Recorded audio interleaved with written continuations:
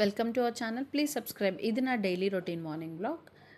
చిక్కుడుకాయ curry prepare చేయడానికి నైటే వెజిటేబుల్స్ అన్నీ ఇలా కట్ చేసుకొని రెడీగా పెట్టుకున్నాను. ఇలా నైటే ప్రెప్ వర్క్ చేసుకొని పెట్టుకోవడం వల్ల మార్నింగ్ మనకి చాలా టైం సేవ్ అవుతుంది, చాలా రిలాక్స్డ్గా అనిపిస్తుంది.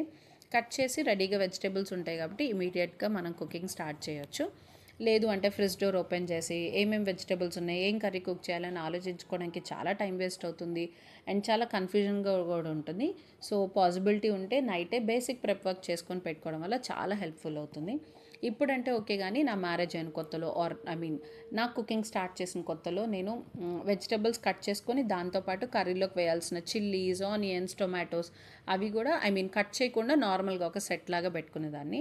ఏమైనా గ్రౌండ్నట్స్ చట్నీ చేయాల్సి ఉంటే నైటే గ్రౌండ్నట్స్ కూడా ఫ్రై చేసుకోవడం అండ్ ప్యాక్ చేయాల్సిన బాక్సెస్ అన్నీ ఒక సైడ్కి పెట్టుకోవడం, అలా ఇన్ డీటెయిల్డ్గా ప్రిపరేషన్ చేసి పెట్టుకునేదాన్ని. ఇప్పుడంటే ఓకే, ఎక్స్పీరియన్స్ వచ్చింది, మేనేజ్ చేసుకోగలుగుతున్నాను ఫాస్ట్గా చేయడం కాబట్టి సో బేసిక్ ప్రెప్ వర్క్ అనేది చేసుకొని పెట్టుకుంటాను. సో ఇప్పుడు నేను నా పేరెంటింగ్ ఎక్స్పీరియన్స్ గురించి ఒకటి షేర్ చేసుకుంటాను. నా పేరెంటింగ్లో నేను చూసి నేర్చుకొని తెచ్చుకున్న చేంజెస్ గురించి చెప్తాను. My daughter is now 5 years old. So when she was 3, అప్పుడే స్టార్ట్ చేస్తాం కదా ఆల్ఫాబెట్స్ నేర్పించడం, or good or bad habits నేర్పించడం, మాటలు నేర్పించడం. సో అప్పుడు తను వెంటనే క్యాచ్ చేయలేకపోయినా, తను వెంటనే చెప్పింది నేర్చుకోకపోయినా చాలా ఫ్రస్ట్రేట్ అయిపోయేదాన్ని, చాలా కోపం వచ్చేసేది, బాగా కొడుతూ ఉండేదాన్ని. అంటే అప్పట్లో నాకు తెలీదు నేను అంత కొడుతున్నాను అని చెప్పి.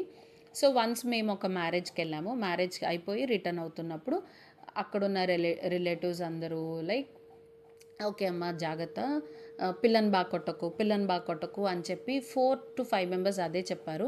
అండ్ మా కజిన్స్ కూడా ఒకసారి, ఏంటి నువ్వు కొడుతున్నావా పిల్లని, అంత చిన్న పిల్లని కొడుతున్నావా అన్నారు. సో ఒక్కళ్ళు చెప్పారంటే ఓకే, బట్ సేమ్ అదే మాటని ఒక 4 to 5 మెంబర్స్ రిపీట్ చేస్తున్నారంటే definitely there is something in ourselves to change అని అర్థమైంది. So I started noticing. ఒకసారి నేను కొట్టినప్పుడు తను చాలా భయపడ్డం చూశాను. That changed my mind. అరే, నా బేబీ నా దగ్గరికి చాలా హ్యాపీగా ఓపెన్గా షేర్ చేసుకోవడానికి రావాలి, కానీ నన్ను చూసి భయపడకూడదు అని చెప్పి. అండ్ తన కోసమే నేను నా ఇష్టమైన ప్రొఫెషన్ వదులుకొని వర్క్ ఫ్రమ్ హోమ్ చూస్ చేసుకొని ఇంట్లో ఉన్నాను. అది నేను తర్వాత ఎప్పుడైనా షేర్ చేసుకుంటాను. సో అలాంటప్పుడు నేను ఏం చేస్తున్నాను, తనని కంఫర్ట్ ఫీల్ అయ్యేలా చేయకుండా నేను భయపెడుతున్నాను అని చెప్పి నేను అప్పటి నుంచి తనని కొట్టడం ఆపేశాను. కంప్లీట్గా అంటే నో, ఇప్పుడు కూడా ఓకే, బట్ వెరీ రేర్. ఎప్పుడైనా 6 to 7 టైమ్స్ చెప్పినా కూడా చేయకపోతే, బికాస్ కొట్టకుండా అయితే అస్సలు అవ్వదు కదా. Spare the rod spoil the child అన్నారు.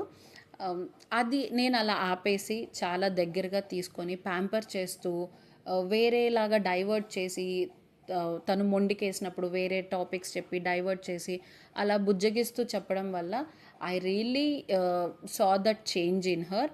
తను చాలా బాగా నేర్చుకుంటుంది, తను చాలా బాగా చెప్పింది వింటుంది, ఇంప్లిమెంట్ చేసుకుంటుంది. And one thing I noticed, మన పిల్లలు క్యూట్గా ఉన్నారు కదా అని మన మన గ్రాండ్ పేరెంట్స్ కానీ ఆర్ మన ఫ్రెండ్స్ కానీ ఆర్ సమ్ అదర్ ఎవరైనా వాళ్ళు ఎప్పుడు కావాలంటే అప్పుడు వీడియో కాల్ చేసి మాట్లాడాలి అని మాట్లాడతారు. That is fine.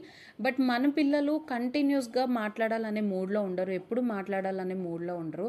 ఆడుకోవాలనిపిస్తుంది, టీవీ చూడాలనిపిస్తుంది. అండ్ మనకే రోజు కంటిన్యూస్గా ఎవరితోనో మాట్లాడాలంటేనే, ఈ మధ్య మనం ఎవరూ ఫోన్ కాల్స్లో మాట్లాడట్లేదు కదా. So how can we expect our babies to do that? So వాళ్ళు ఫోన్ చేసినప్పుడు మన పిల్లలు మాట్లాడలేదని కొట్టడం, తిట్టడం అట్లా చేయొద్దు. జస్ట్ చెప్పాలి మాట్లాడండి అని.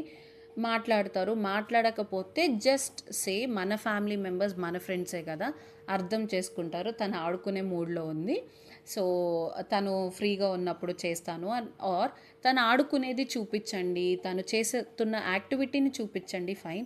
నేను చాలా మెంబర్స్ని నోటీస్ చేశాను, వాళ్ళు వీడియో కాల్ చేసిన ప్రతిసారి మాట్లాడట్లేదని. మన పిల్లల్ని ఎవరో కంఫర్ట్ కోసం, ఎవరికో ఇష్టం కోసం మన పిల్లల్ని కొట్టడం, ఫోర్స్ చేయడం ఎప్పుడూ కరెక్ట్ కాదు.